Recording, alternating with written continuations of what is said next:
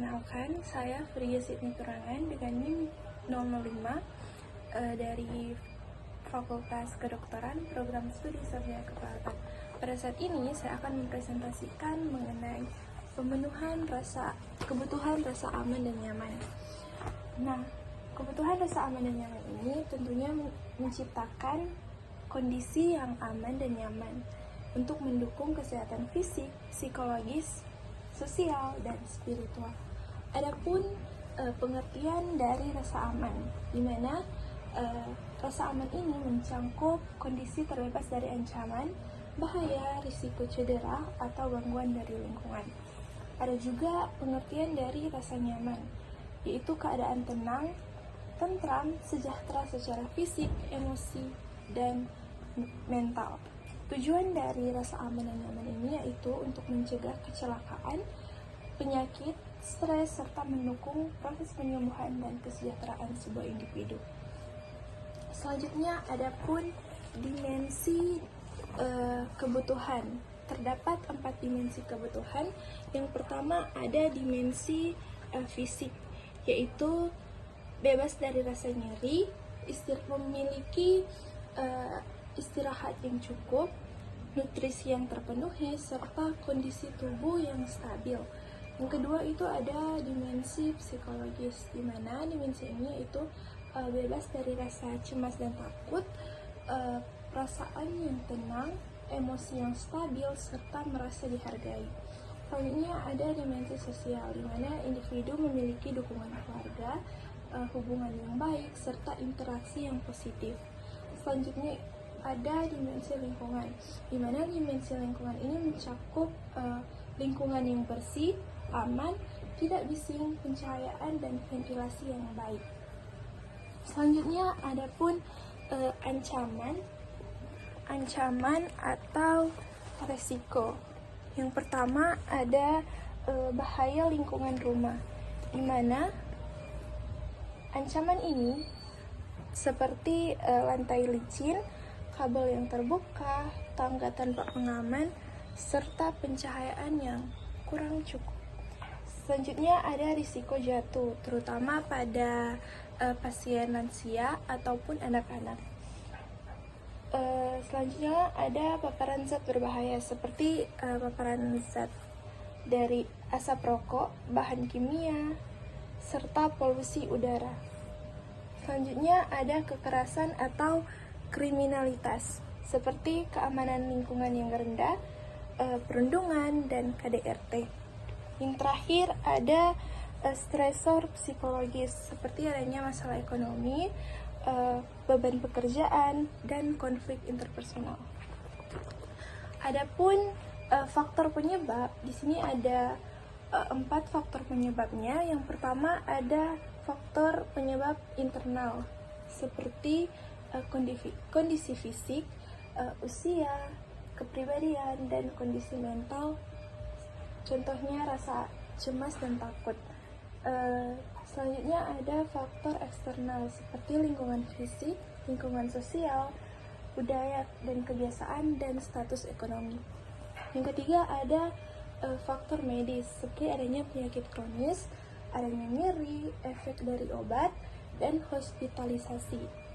Yang terakhir yaitu faktor pengalaman seperti adanya trauma masa lalu, pengalaman yang buruk, dan kehilangan orang tercinta.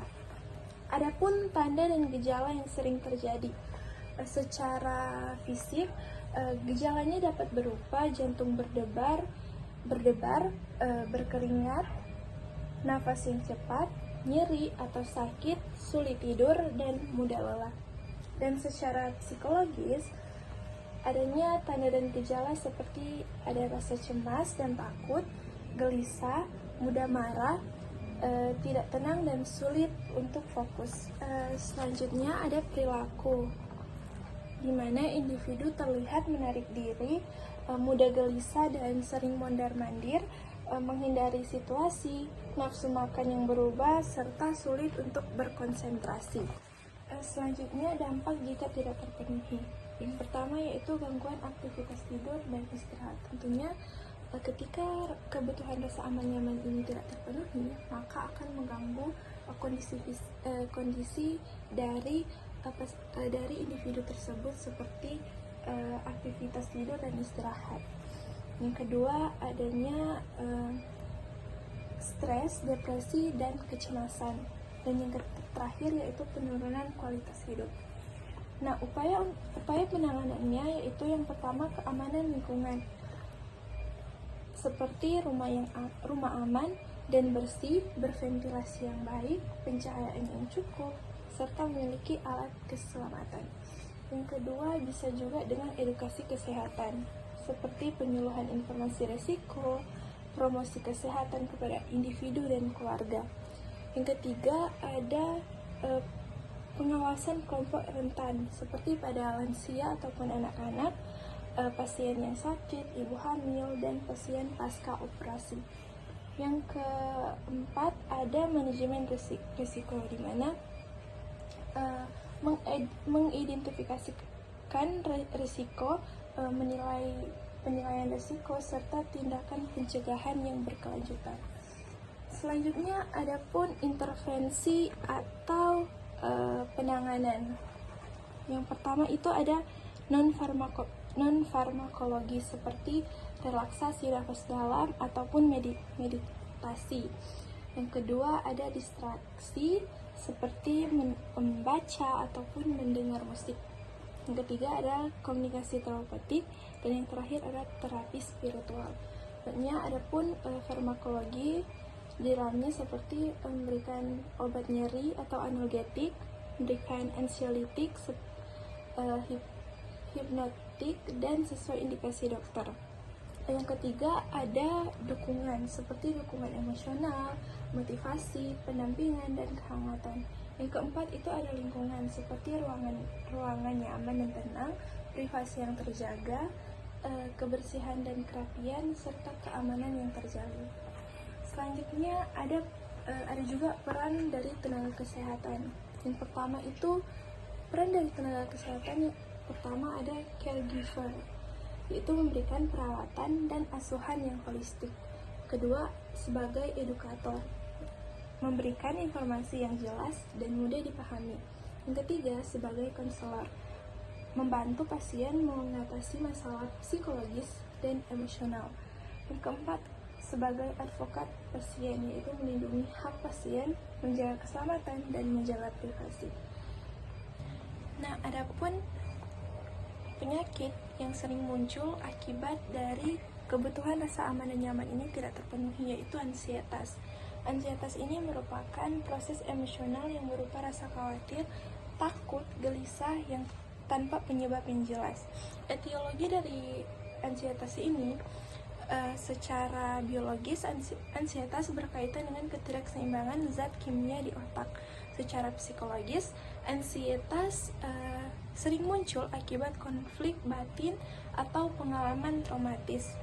Dan secara faktor sosial seperti masalah ekonomi, hubungan interpersonal yang buruk, serta lingkungan yang tidak mendukung juga dapat memicu ansietas. Selain itu, kondisi medis seperti penyakit kronis, nyeri, dan perawatan di rumah sakit sering menjadi penyebab utama dalam kecemasan pada pasien. Adapun tanda dan gejala yang sering muncul pada pasien ansietas. Nah, secara fisik, individu dapat mengalami jantung berdebar, nafas cepat, berkeringat. Secara psikologis, sering munculnya ada perasaan yang takut, khawatir yang berlebihan, dan sulit merasa tenang. Dan secara perilaku, individu dapat terlihat gelisah, sulit berkonsentrasi, dan cenderung menghindari situasi. Adapun juga penanganan yang dapat dilakukan seperti teknik relaksasi, nafas dalam membantu menurunkan kecemasan secara cepat. Selanjutnya, adapun komunikasi terapeutik untuk membantu pasien mengungkapkan perasaan dan mengurangi beban pikiran. Dan juga dukungan keluarga juga sangat penting dalam memberikan rasa aman. Dan edukasi mengenai kondisi penyakit dapat membantu mengurangi ketidakpastian yang dirasakan pasien. Jika diperlukan, terapi farmakologis seperti obat ansietas dapat diberikan sesuai dengan anjuran dokter. Nah, demikian presentasi dari saya mengenai materi pemenuhan kebutuhan dasar rasa aman dan nyaman. Jika ada salah kata, Saya mohon maaf dan saya ucapkan terima kasih.